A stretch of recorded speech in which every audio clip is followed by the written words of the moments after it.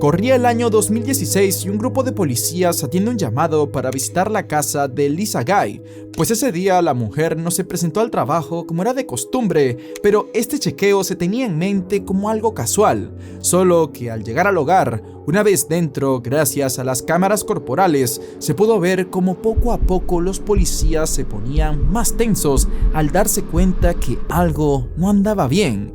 Primero, el calor que hacía dentro era muy inusual, así como también el aire se notaba como lleno de químicos, pero todo se tornaría aún más oscuro cuando pronto se toparon con manchas de sangre en la alfombra, así como también herramientas manchadas de lo mismo, y conforme más se adentraban en el hogar, más descubrimientos perturbadores fueron apareciendo. Sin embargo, lo que más traumó a los oficiales fue algo que vieron nada más entrar, pero que nadie le prestó atención al momento, y esto era el hallazgo que encontraron dentro de la olla que estaba encima de la estufa de la cocina. Lo que estaba dentro de esa olla es algo que marcaría a cualquier persona de por vida, y no en el buen sentido de la palabra. A todo esto, cámaras de seguridad captaron como recientemente una persona muy cercana a Lisa Guy compró en un supermercado artículos muy sospechosos como guantes, cortinas y tinas plásticas, así como también lejía y desinfectantes varios, por lo que ya podrán imaginarse por dónde van los tiros, y si no tienen idea, mejor, porque así el descabellado final de esta historia les cae de sorpresa. Para conocer este terrible caso, primero debemos conocer el contexto de la familia Guy. Esta se encontraba en Knoxville, Tennessee, y estaba encabezada por Joel Guy Sr., quien trabajaba como ingeniero en el diseño de tuberías, y Lisa Guy, quien era administradora de recursos humanos en una empresa local. Ambos eran conocidos en el vecindario como excelentes personas, un ejemplo a seguir como padres y personas en general, así que por supuesto que algo malo les iba a pasar, porque ya saben cómo son estos videos, que entre mejor se habla de alguien, peor va a ser su final, y lamentablemente este matrimonio no es la excepción, pues Joel Sr. había tenido 3 hijas producto de un compromiso anterior, y las 3 le salieron bien, pues lograron ser profesionales y gente de bien, solo que él en su relación con Lisa quería tener otro hijo, y de ahí en marzo de 1988 dieron la bienvenida a su primer hijo, Joel Guy Jr., quien llevaría el mismo nombre de su padre, por lo que lo llamarían Joel Michael para diferenciarlo. Todos conocemos a padres que con el pasar de los años se vuelven más comprensivos y amorosos con los pequeños, de forma que al mayor pues lo tratan a palos y al más chiquitito pues con caricias y abrazos. Y como Joel Michael era el chiquito de la casa, el último hijo, el gran varón, pues la atención y amor que recibió fue tal que el chico creció como un niño mimado. Eso también vino porque Lisa sabía que las hijas de su esposo no recibieron tanto cariño de su madre, porque ella no estaba muy presente, por lo que hizo más hincapié en brindarle todo lo que Joel Jr. necesitara.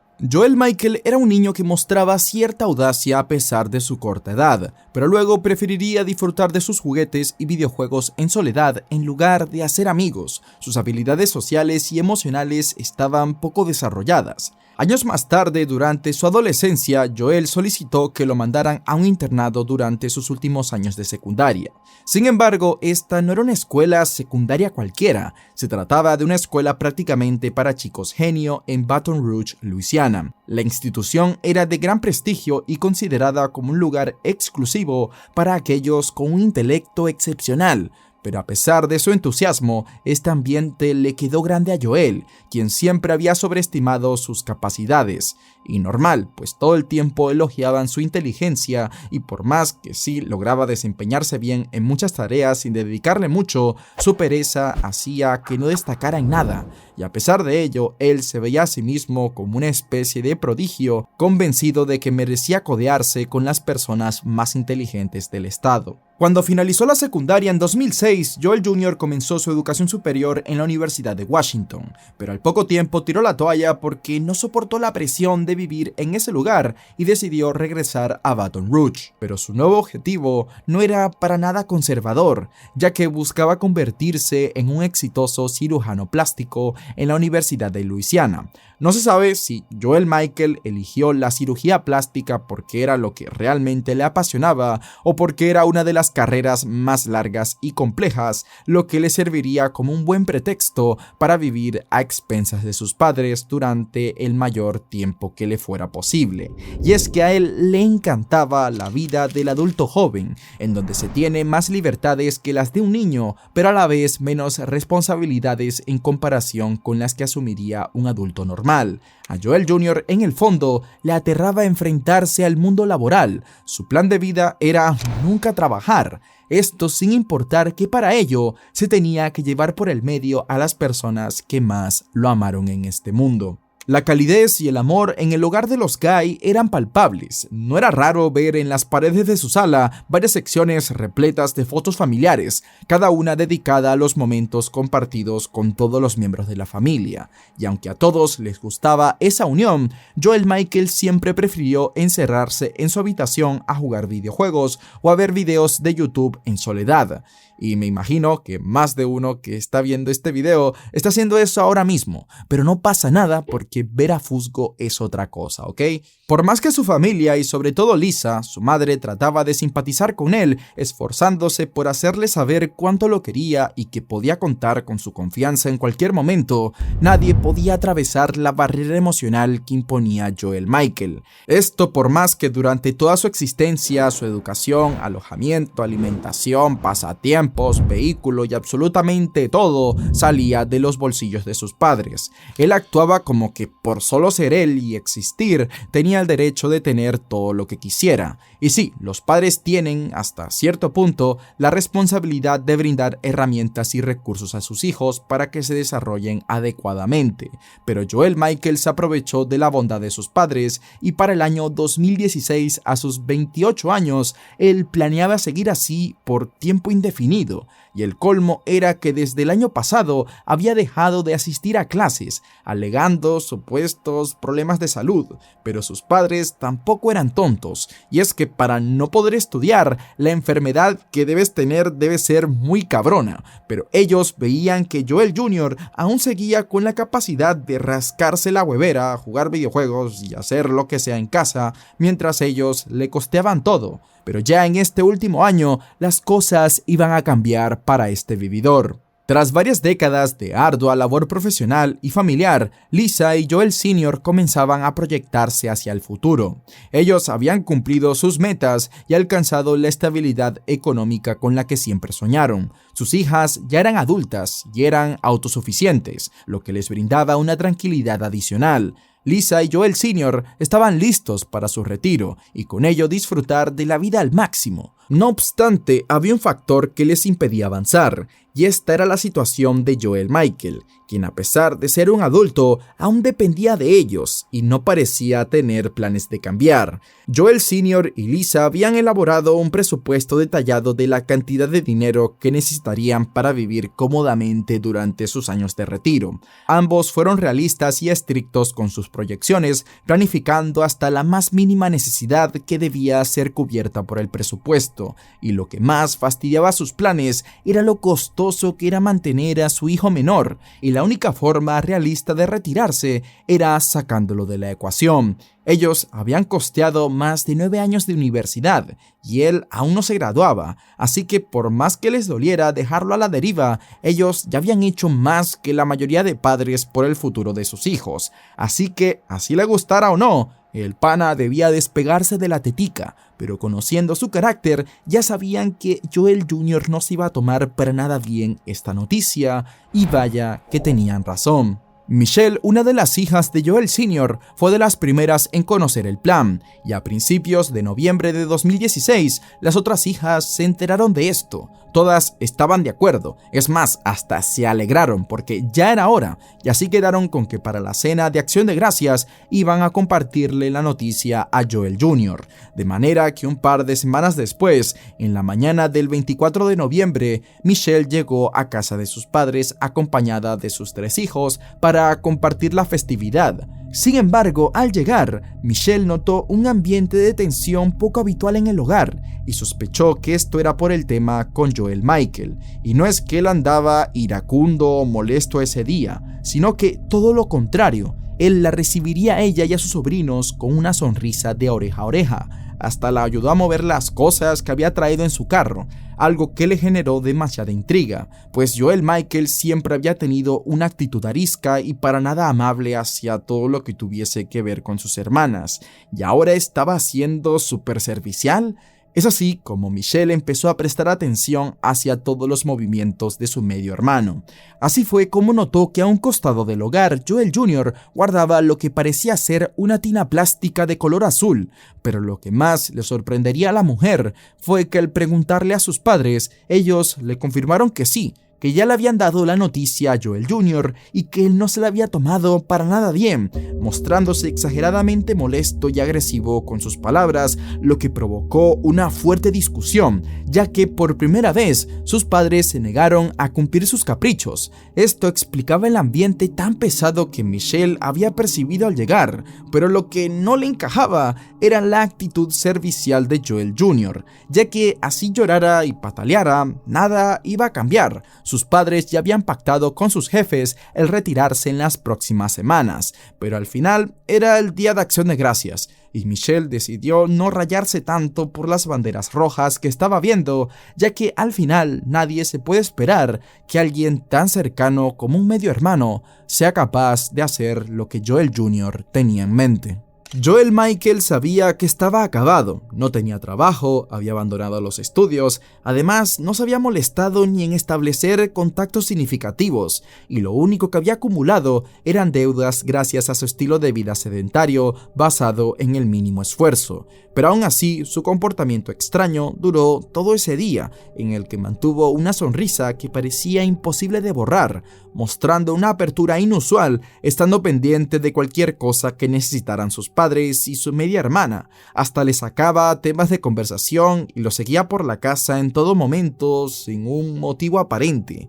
Incluso les regaló a sus sobrinos su preciada colección de peluches Beanie Babies que le habían regalado a él cuando era un bebé. Sus padres vieron esto como algo positivo, como una señal de que Joel Jr. estaba madurando, pero nadie cambia de un día para otro, y Michelle era consciente de ello. Ella estaba muy incómoda con toda esta situación, pues durante todos estos años, Joel Michael solo se limitaba a encerrarse en su cuarto a ver videos y no le dirigía la palabra absolutamente a nadie, pero no había nada que se podía hacer.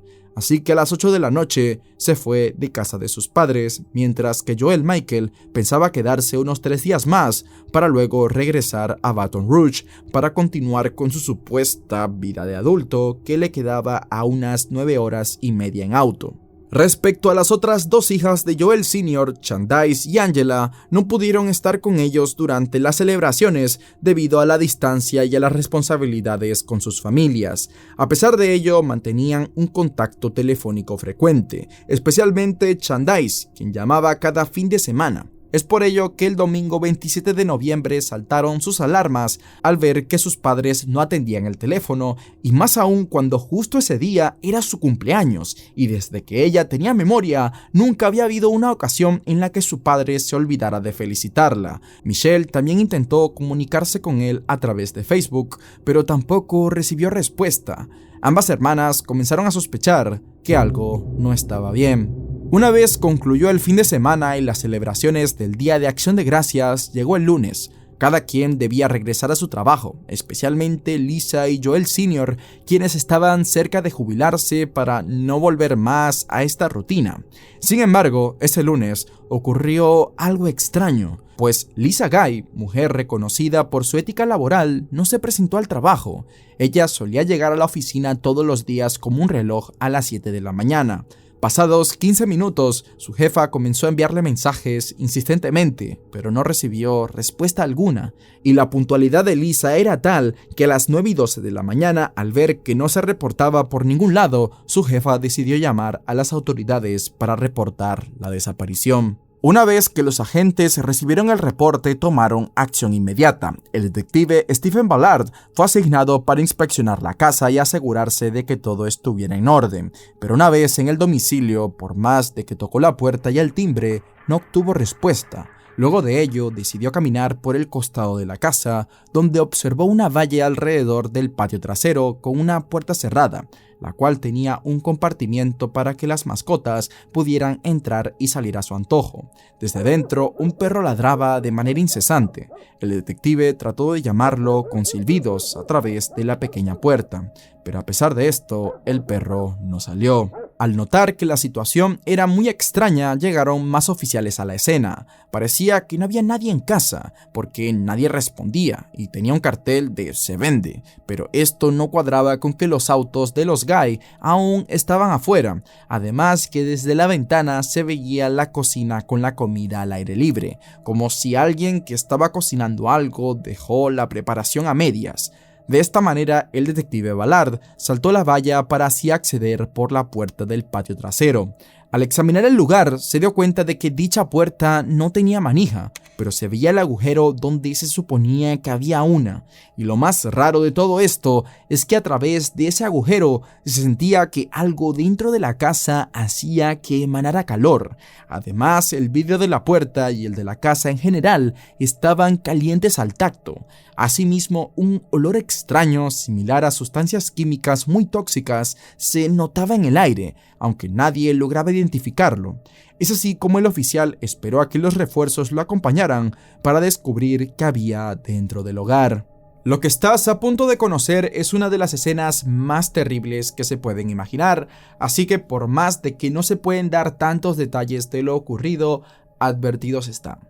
Sin saber que estaban a punto de atestiguar algo que los marcaría de por vida, una vez los oficiales ingresaron, sintieron un calor abrasivo, y mientras más se adentraban, este se intensificaba aún más, y lo más perturbador de esto era el desastre que había en todo el hogar, al cual se le fueron sumando manchas de sangre oscura en el piso, así como ropa y herramientas manchadas de lo mismo. Pero el primer descubrimiento realmente espeluznante lo presenció el primero de los detectives que subió al primer piso.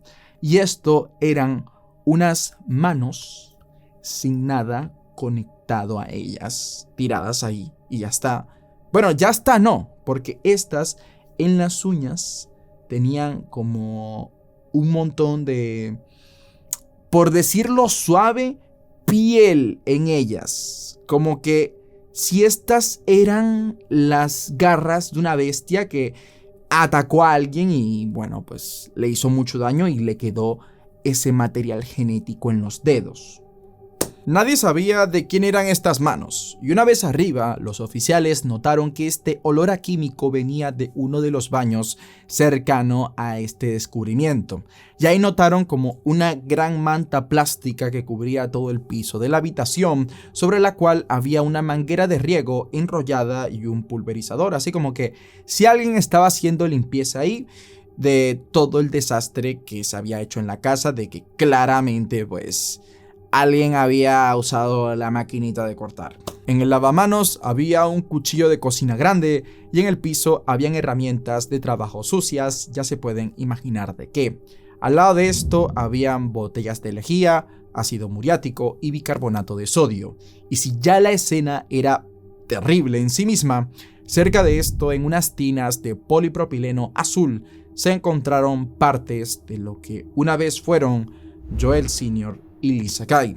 Sí, un matrimonio tan respetado y amado terminó de esta forma que nadie puede imaginar, en una tina sumergidos en químicos industriales altamente corrosivos que hicieron que terminaran en nada. El que sabe de químicos sabe de lo que estoy hablando, pero la cosa no terminó ahí, pues durante todo este tiempo, entre el apuro de encontrar algo grande, nadie se molestó en revisar una olla tapada que estaba en la cocina, la cual llevaba todo este tiempo a fuego lento. O sea, desde que llegaron los oficiales y seguramente desde que la última persona que estuvo ahí dejó la casa, estaba esa olla encendida. Por lo que uno de los oficiales decidió revisarla y al ver qué estaba dentro, se dio cuenta que ahí estaba esta parte de aquí de Lisa Guy ahí dentro hirviendo.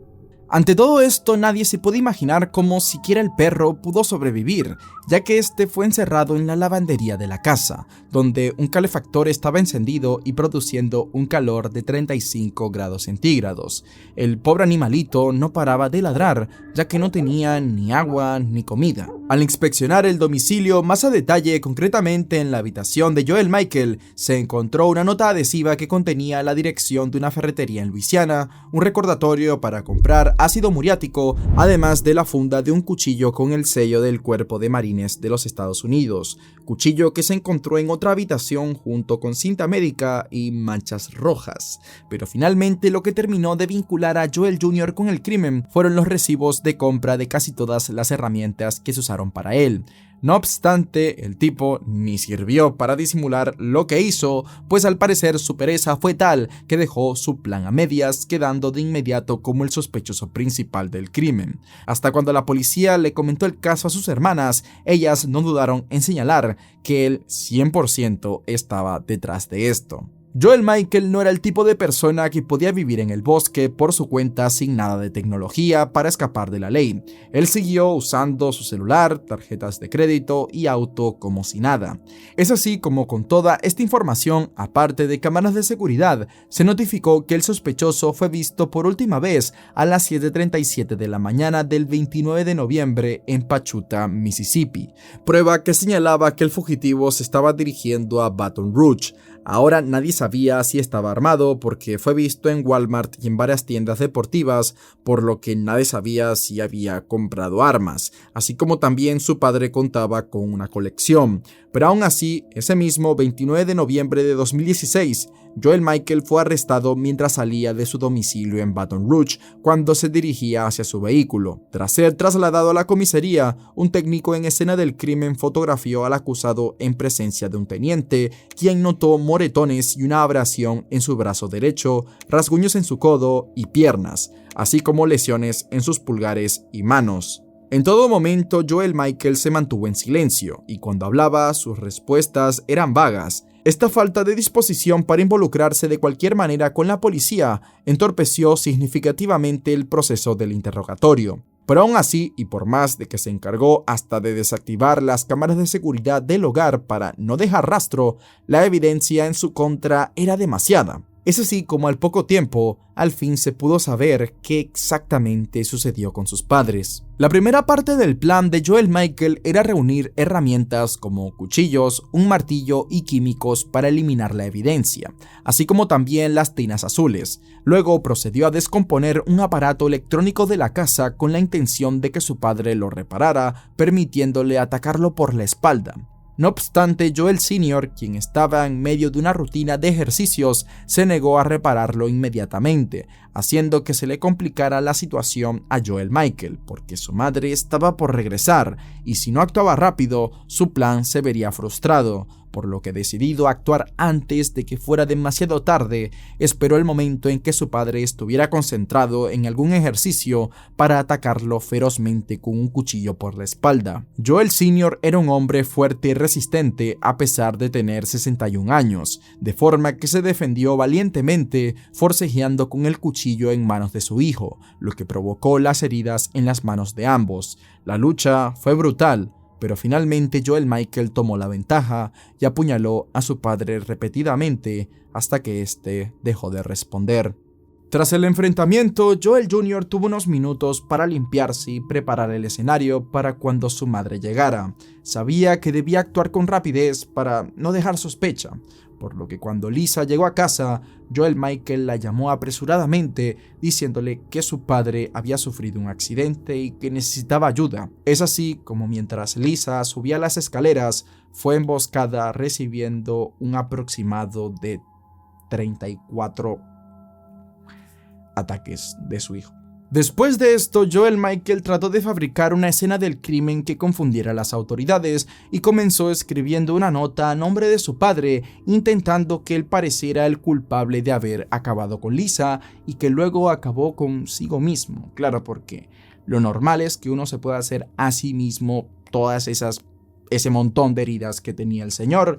Y esto era lo que corría por la mente de Joel Michael, o por lo menos era lo que decía en sus notas. Y para reforzar esta teoría, él tomó parte de lo que una vez fue su madre y lo introdujo en las uñas de su padre, y esas fueron las manos que encontró la policía al subir las escaleras, que, como sabrán, esas manos no estaban atadas a nada. Es decir, que si su padre fue el culpable, él mismo tuvo que haber puesto esas manos ahí y luego saltar en la tina esta llena de químicos. Y esta escena es tan absurda que me hace pensar que Joel Michael, al final, como buen procrastinador que era, se cansó de manipular la escena y se dio cuenta de lo difícil que era hacer ver que su padre era el culpable, que esto no era tan sencillo de hacer como en las películas, por lo que simplemente rezó para que algo del cielo lo ayudara a limpiar la escena.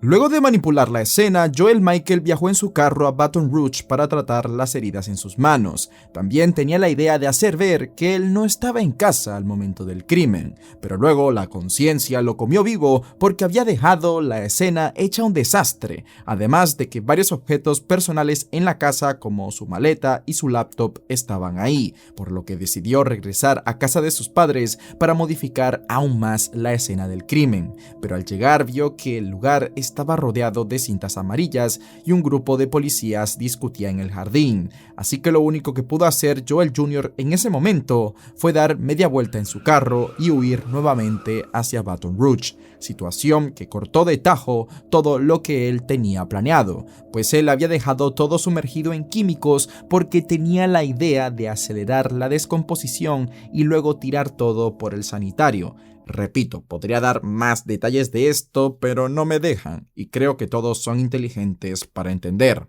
Tras el crimen, Joel contactó a su mejor amigo Michael McCracken y le pidió que se olvidara de él, confesándole que había cometido un grave error y que había arruinado cualquier posibilidad de ser feliz en la vida. Le pidió que lo considerara muerto y que actuara como si nunca lo hubiera conocido.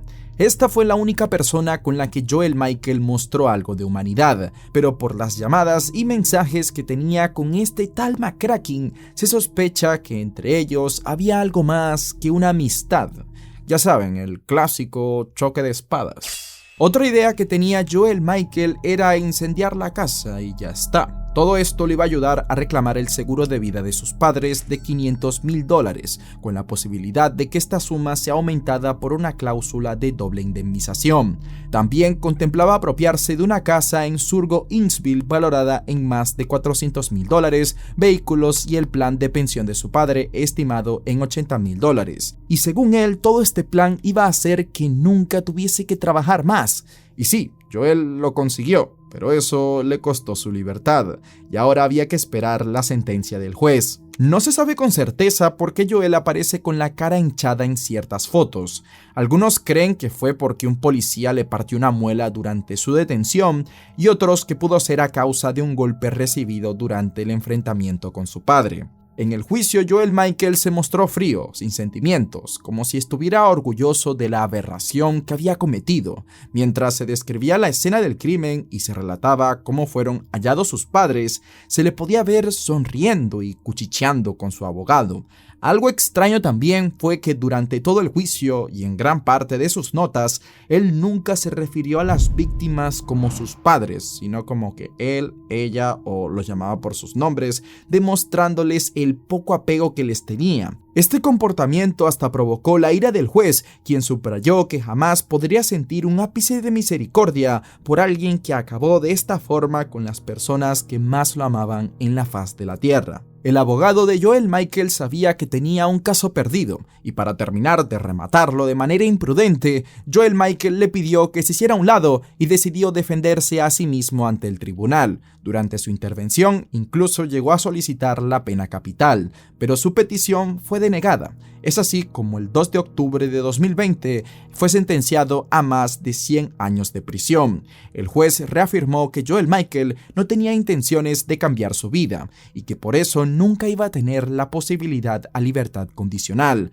De igual manera, a la semana de ser sentenciado, Joel comenzó a enviar cartas a su abogado en las que exigía ser trasladado a una celda individual, amenazando con arrancarle los ojos a su compañero de celda y autoproclamándose una amenaza para otros reclusos. Pero aún así, el juez no se dejó engañar por estas artimañas y denegó su solicitud, y con razón, ya que si a duras penas este mamarracho pudo con su padre de 61 años con un cuchillo y tomándolo desprevenido, en la cárcel cualquiera se lo come vivo. Si te gustó el video, te recomiendo el caso de una psicópata, la cual sí que pudo llevar sus planes macabros más allá que Joel, y lo que terminó haciendo en el juicio, pues mejor que lo veas por tu cuenta.